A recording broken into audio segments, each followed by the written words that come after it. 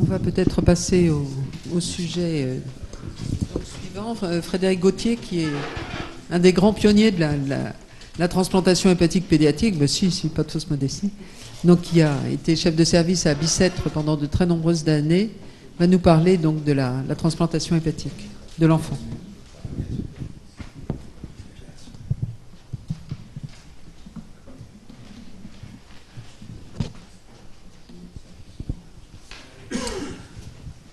Bien. Je remercie vivement la présidente, les présidents et les académiciens et mes collègues qui m'écoutent.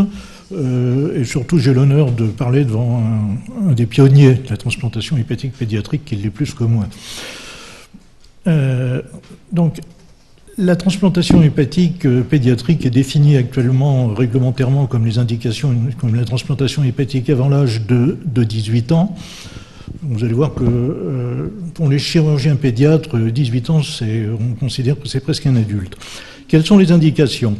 Quand on regardait une série d'enfants greffés à Bicêtre de 88 à 2007, on trouvait surtout les indications prépondérantes étaient des maladies qui donnaient une fibrose ou une cirrhose hépatique. C'est toutes celles qui sont dans des tons variés de jaune.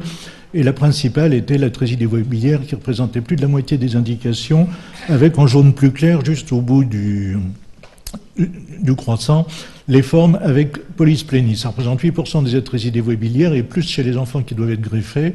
Et le syndrome de polysplénie, on va le revoir tout à l'heure en détail, mais il a deux indications de transplantation, l'échec de l'intervention de Casaille comme l'ensemble, en gros, des atrésies des voies biliaires, et en plus, on greffe des enfants strictement anictériques, mais avec des complications cardio-pulmonaires, essentiellement des hypoxémies par shunt artério-veineux pulmonaire, dont on sait qu'ils sont réversibles tant qu'une épreuve en hyperoxie permet d'arriver à une saturation de 300. En dessous, on sait que c'est irréversible et qu'il ne faut pas greffer.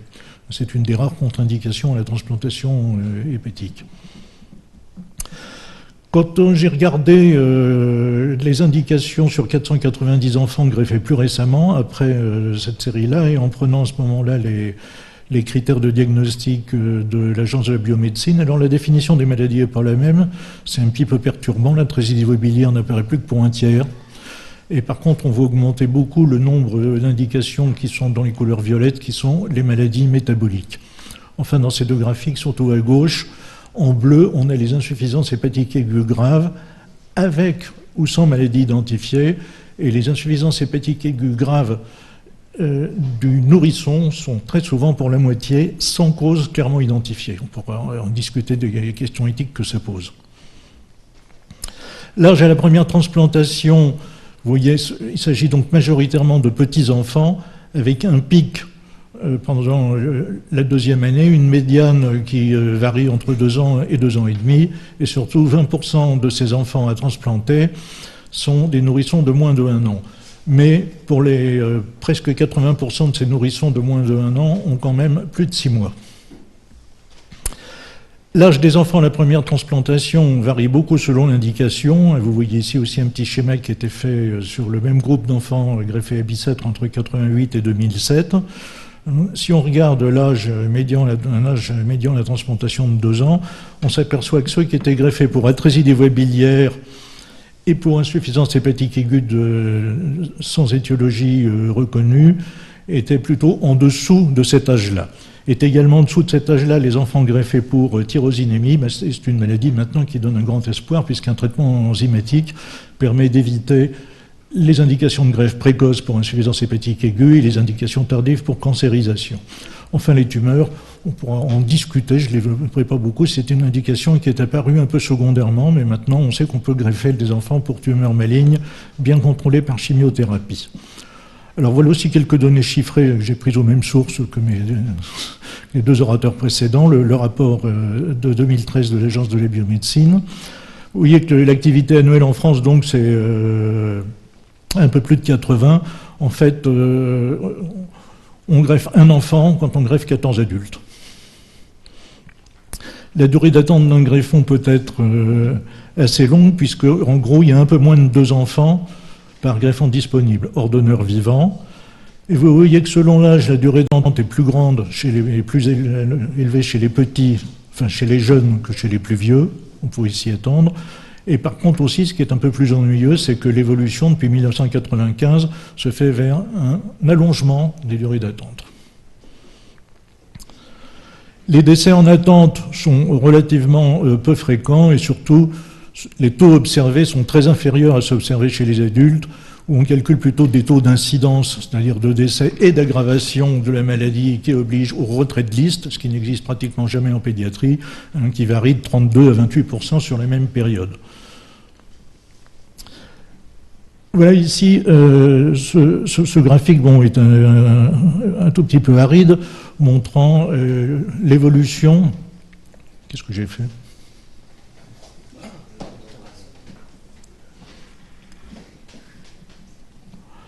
L'évolution.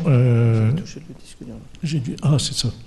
L'évolution du type de donneur utilisé depuis 1996 à maintenant.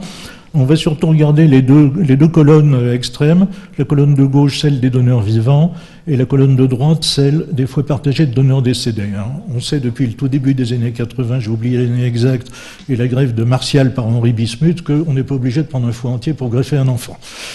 Donc on utilise des fois partiels, et surtout on a inventé le partage. Alors ce qu'on voit, c'est que depuis fin 2006, le nombre de donneurs vivants a diminué et le nombre de foies partagés a augmenté. Des foies avaient déjà été partagés au début des années 2000, essentiellement dans des histoires dans lesquelles l'enfant devait être greffé en urgence nationale. Comme de toute façon on n'allait pas jeter le reste du foie, on a partagé et ça a permis d'aboutir à cette règle d'attribution prioritaire des foies gauches des donneurs de 18 à 29 ans aux enfants. En effet, les règles d'attribution des greffons hépatiques en France, et seulement en France, sont extrêmement favorables aux enfants.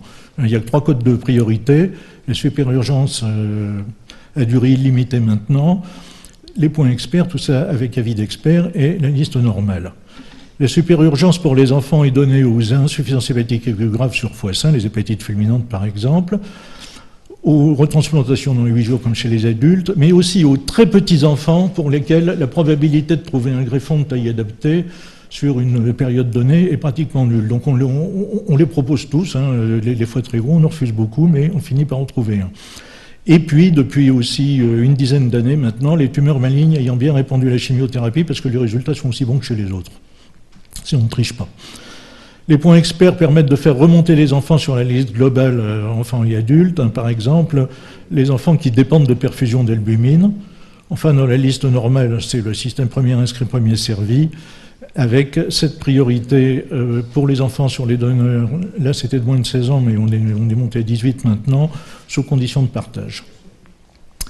Voilà, maintenant quelques points chirurgicaux. Vous voyez une vue opératoire ici, on voit aussi les chirurgiens et puis un appareil d'échographie qui a un rôle très important.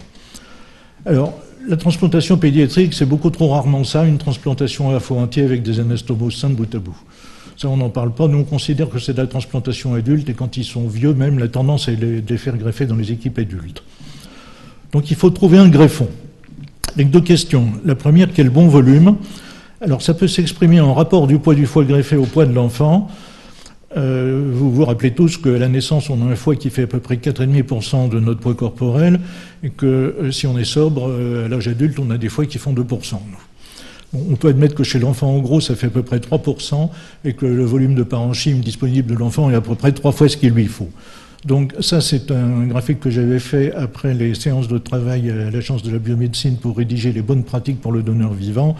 L'optimum, c'est entre 1% et 3%. On peut peut-être faire un petit peu moins, mais on risque à ce moment-là d'avoir ce qu'on appelle le small for size, un foie trop petit qui est hyperperfusé et qui se dilacère, ou un foie trop gros, il sera comprimé par la paroi abdominale et surtout, la masse sanguine de l'enfant aura beaucoup de mal à le perfuser, donc il fonctionnera mal, il sera mal oxygéné. On peut aussi calculer en rapport de poids de donneur sur poids de receveur. Vous voyez avec les chiffres ici habituels, 1 à 2 pour un foie entier, 2 à 4 pour un foie gauche et un lobe gauche 4 à 8. On a pu faire plus. Ceci aussi permet de faire comprendre à nos collègues pédiatres que s'ils peuvent faire gagner 1 kg de poids à l'enfant avec une croissance qui continue, ils font gagner 8 kg dans l'éventail des donneurs. Il faut aussi que ce greffon, même si un volume calculé, puisse être raccordé à la veine porte. Il y a encore des artifices possibles, mais surtout à l'artère hépatique, il y en a beaucoup moins. Si vous imaginez ici un très gros donneur à droite en faisant ce qu'on appelle un foie même super réduit, qui n'est pas vraiment monosegmentaire, on aura quand même du mal à amener la section portale et la section artérielle au contact des autres vaisseaux. Le greffon des petits est le plus souvent un lobe gauche issu d'un partage. Donc vous avez à gauche une photo, quelque chose de magnifique, c'est deux équipes de transplantation en train de partager le foie, chacune avec sa bassine. Ici, vous voyez les flèches qui montrent que le lobe gauche est à votre droite sur l'écran. C'est un foie qui a deux artères, une artère moyenne et une artère sectorielle droite. Donc vous voyez ici les petites flèches de section de l'artère. L'axe artériel principal va à l'enfant. Par contre, on coupe la branche portale gauche court parce qu'on n'en a pas besoin de beaucoup, mais on prend de quoi l'allonger. Et vous voyez à droite, là il y avait deux veines sus-hépatiques qu'on a réunies pour faire un ostium commun. Voilà, ici, le lobe gauche peut être aussi issu d'un donneur vivant et en situation élective, c'est une procédure qui peut se faire en célioscopie, comme ça avait été montré par Daniel Cherki et Olivier Soubrane. La grande différence entre les lobes gauches issus de partage et les lobes gauches issus de donneurs vivants, c'est que quand ils sont issus de partage de donneurs cadavériques, on dispose de vaisseaux additionnels, des branches artérielles, des axes iliaques, et on peut aussi nous donner le tronc de la veine porte à l'adulte et prendre le confluent spléno-mésentérique en le gardant pour pouvoir rallonger la veine porte de l'enfant. Alors, ces photos-là, ce serait le rêve des équipes de transplantation d'adultes. L'exposition chez un tout petit enfant est extraordinaire. Le foie est hors du ventre. Vous voyez ici. Alors, cette incision en forme de T inversée qu'on fait chez les enfants qui ont déjà eu une intervention de Casaille ou qui ont une première laparotomie. Vous voyez le contrôle facile de la veine cave, la veine porte et l'artère qui sont toutes petites. Sur la photo en bas à gauche, la veine cave, la veine sus-hépatique droite a déjà été clampée et on va sectionner la gauche et à la fin, c'est vu de chez les anesthésistes, tous les clans. Quand la transplantation se passe sans complications, à terme, un nourrisson greffé avec un lobe gauche a une anatomie assez peu ordinaire, avec un rein droit plus haut que le rein gauche, avec une rotation intestinale qui vient combler l'hypochondre droit et un sécom qui est souvent sous-diaphragmatique, ce qui complique le diagnostic d'appendicite et éventuellement une intervention. Et enfin, un estomac qui doit se battre contre un foie d'assez gros volume, ce qui explique que certains mettent du temps à être réalimentés. Pendant l'hépatectomie totale des enfants déjà transplantés, ils ont des adhérences à la paroi et au côlon avec deux risques majeurs, celui de perforation digestive pendant la dissection et de perforation méconnue, retardée. Et surtout un risque d'hémorragie continue, qui donc peut conduire à la transfusion de culot et surtout de produits sanguins labiles, avec un risque d'hyperpression intra-abdominale, un risque de syndrome compartimental ou même une défaillance multiviscérale. Le type, c'est très difficile chez les petits, et donc il ne reste guère que les antifibrinolytiques pendant la greffe. Et quand le greffon est trop gros ou pour prévenir un peu ce syndrome, on peut agrandir la cavité abdominale en interposant entre les muscles sous la peau une plaque de Vicryl. Les sténoses sus-hépatiques sont extrêmement rares quand il y a des anastomoses caves terminaux-terminales, sont un peu plus fréquentes, 3-5%, dans les anastomoses sus-hépatiques aux caves, qu'on essaye de faire aussi grandes que possible, aussi triangulaires que possible et aussi mobiles que possible. Dans les greffes pour atrésie biliaire, une des grandes difficultés, c'est la toute petite veine porte. La voilà ici. Et donc, on peut pallier le problème souvent en branchant la veine porte du greffon sur la veine mésentérique supérieure, ce qui explique qu'on a besoin de vaisseaux très longs. Il y a aussi dans les greffes pour atrésie biliaire des shunts portosystémiques spontanés. Alors ici, un gros shunt splénorénal facile à trouver et d'autres un peu plus vicieux comme un shunt mésentérico-gonadique. On en a un chez une fille, un chez un garçon. Le syndrome de polysplénie, quand il est associé à l'atrésie, peut être un véritable casse-tête chirurgical. Vous voyez ici représenté donc la polysplénie, le mésentère commun complet, les anomalies de rotation, qui sont des situs inversus partiels gastro-duodénaux, la veine porte préduodénale, une veine cave retour azygos et une artère hépatique gauche fouet total. La veine porte préduodénale est souvent petite et puis peut s'accompagner aussi de branches périphériques qui sont très grêles. Et ça augmente le risque de thrombose et surtout les difficultés du traitement de ces thromboses. Ici, une artère épais gauche du type foie total, et en amont de ces bifurcations marquées par la flèche, elle a le grave défaut de venir d'arrière en avant en étant parallèle à l'artère du greffon. Alors voilà ici une solution originale pour pallier le problème qui était le positionnement île en avant du greffon. La thrombose artérielle est une complication qui est relativement fréquente, qui peut être difficile à diagnostiquer quand il y a une circulation collatérale et qui nécessite donc un suivi extrêmement attentif. La présence de signaux artériels en périphérie ne garantit pas l'absence de thrombose et dans le doute, il faut faire un angioscanner. Et vous voyez ici que ce risque est maximum, frisant 40% quand le poids du donneur et le poids du receveur sont inférieurs à 20 kg. C'est-à-dire, en fait, quand on greffe un tout petit enfant avec un foie de tout petit enfant. Donc, ça peut se compliquer comme chez l'adulte de nécrose du greffon nécessitant une retransplantation urgente ou d'une nécrose ischémique des voies biliaires qui conduira le plus souvent à une retransplantation différée. Et enfin, un travail fait à Bicêtre montre l'intérêt d'essayer de déboucher les artères. Donc la prévention sont les techniques d'inspiration microchirurgicale, éventuellement les pontages et surtout un peu les anticoagulants. La réparation biliaire est généralement une anastomose bilio-digestive, soit parce qu'il n'y a pas de voie biliaire dans les atrésies, soit pour des raisons de positionnement d'huile hépatique. Et les complications biliaires sont très fréquentes, des fistules, des sténoses après thrombose artérielle ou sans thrombose artérielle, et elles sont d'autant plus fréquentes qu'il s'agit d'un greffon segmentaire. Les causes de décès étaient majoritairement des causes infectieuses. Les indications de retransplantation pour ce qui est des causes chirurgicales sont dominées par les complications de la thrombose artérielle. Et la grande cause de perte tardive de greffon, c'est l'arrêt du traitement et le rejet chronique. Enfin, quelle est la survie ? Eh bien, la survie, finalement, est bonne. On ne donne pas la vie éternelle, mais pour l'instant, on était à peu près 80%. Et vous voyez que la survie des 0 à 2 ans est bonne. Il y a une mortalité précoce qui était assez importante, mais qui a beaucoup diminué, ici, d'à peu près 10%. Quand on regarde ceci, enfin la dernière diapositive que je vais vous montrer est celle-là, c'est la comparaison entre les greffons de donneurs vivants, les foies entiers et les greffons partagés, avec ici un petit P qui devient significatif. Merci de m'avoir écouté.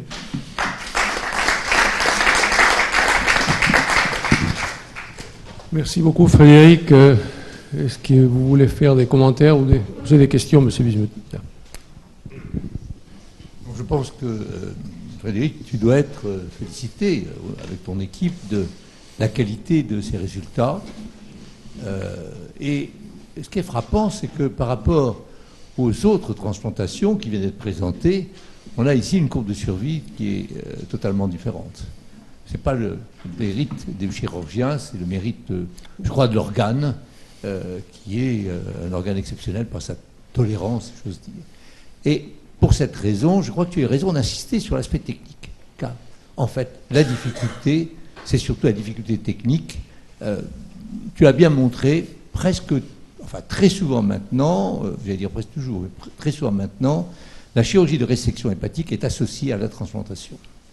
Alors, lorsque j'avais décrit, c'était en 1980, le foie réduit pour justement pallier la pénurie de greffons et pour permettre à un enfant d'être transplanté avec un foie d'adulte, ce qui a permis d'ouvrir la liste de transplantation aux enfants, dont la moitié à l'époque mourait en liste d'attente, ce qui a changé par la suite.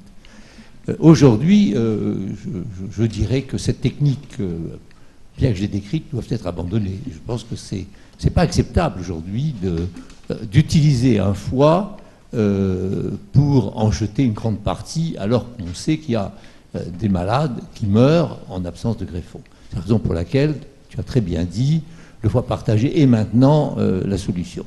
Je serais un petit peu plus réticent sur le donneur vivant. Et pourquoi ?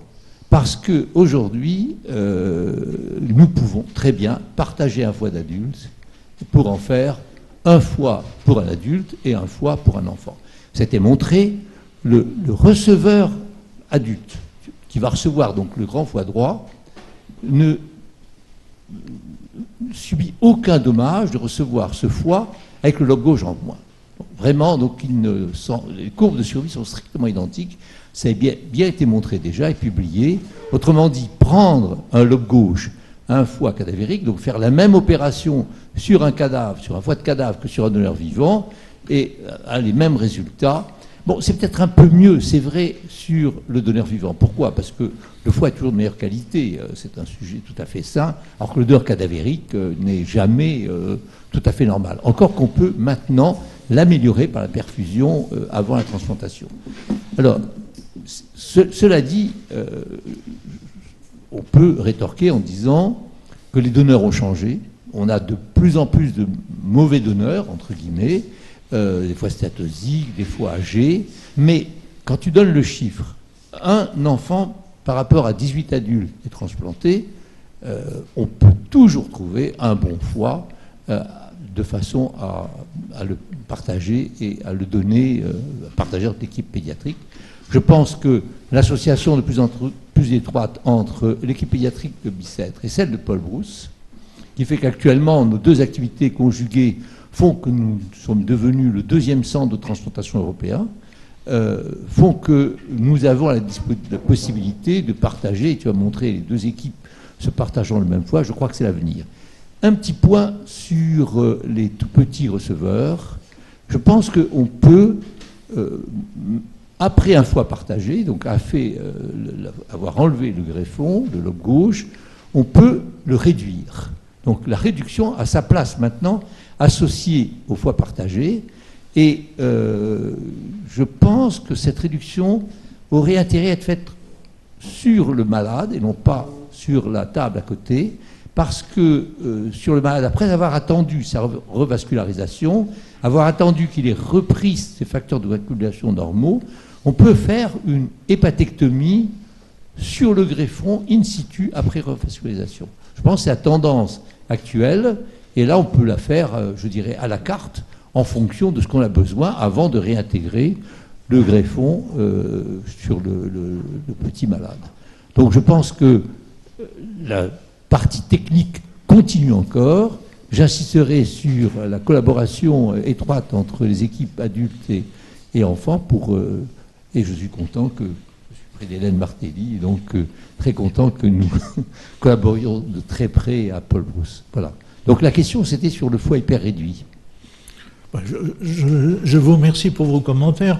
Sur le foie hyper réduit, effectivement, il nous est arrivé de le rogner, si on peut dire, parce que c'est exactement ce qu'on fait après reperfusion.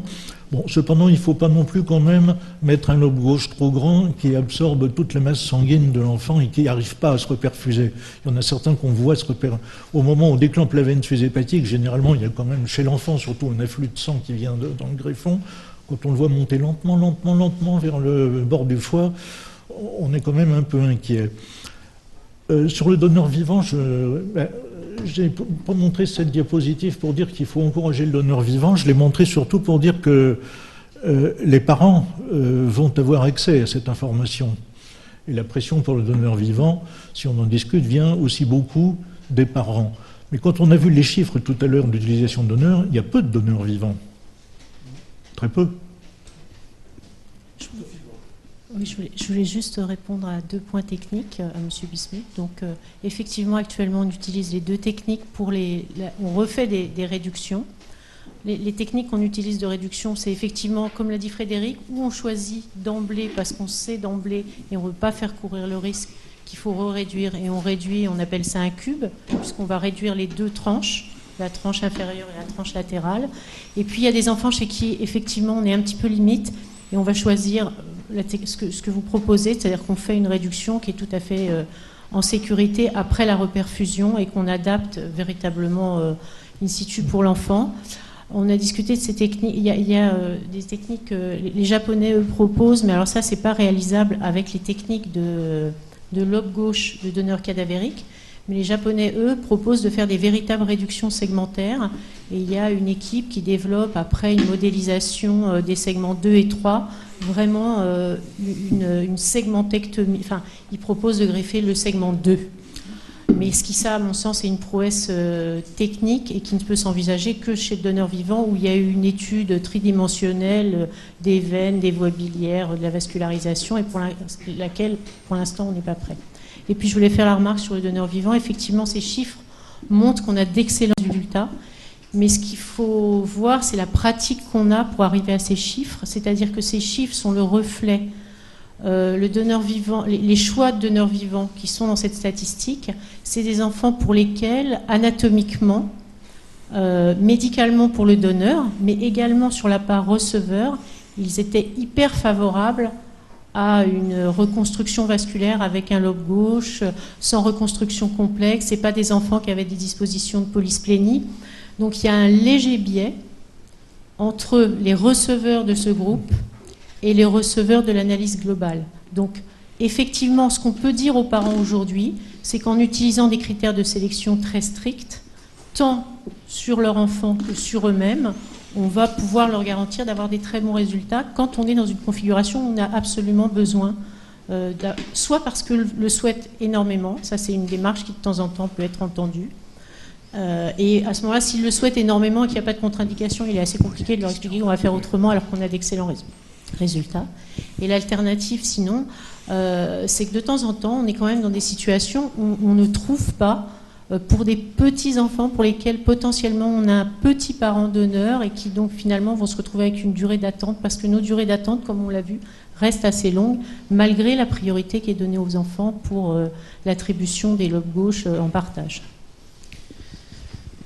Je pense qu'il serait intéressant de donner la parole à notre coprésident espagnol par rapport au greffon. Est-ce qu'il y a les mêmes priorisations par rapport à son avis sur les foies partagés, les donneurs vivants, les indications et les résultats? Il a une très grosse expérience, il nous l'a dit au début. Merci beaucoup, Monsieur le Président. Je tiens tout d'abord à féliciter Frédéric, parce que je connais bien le RCRI, puisqu'on a toujours été de groupes frères, si vous voulez, et on se connaît bien les séries. Comme vous savez bien, en Espagne, la politique de donation a été très bien organisée depuis très très longtemps, et donc on arrive à avoir, cette année on a eu 36 donneurs par million d'habitants, ce qui est quand même les chiffres les plus élevés dans le monde, et donc on est très fiers d'avoir théoriquement beaucoup de donneurs, mais c'est pas suffisant évidemment, comme vous le savez bien, ni ici ni là-bas, et notamment pour les enfants, et particulièrement pour les petits-enfants, on n'a jamais assez. Et du fait de l'absence de cette agence de la biomédecine et du respect que l'Organisation nationale de transplantation a pour les groupes qui ont l'allocation d'un organe, on a du mal à faire passer le message qu'on peut pratiquement toujours partager le foie. Alors donc on a beaucoup moins de partage que vous, et on a été amené dans les dernières années à avoir de plus en plus de donneurs vivants. C'est pas qu'on aime ça, on n'aime pas ça du tout.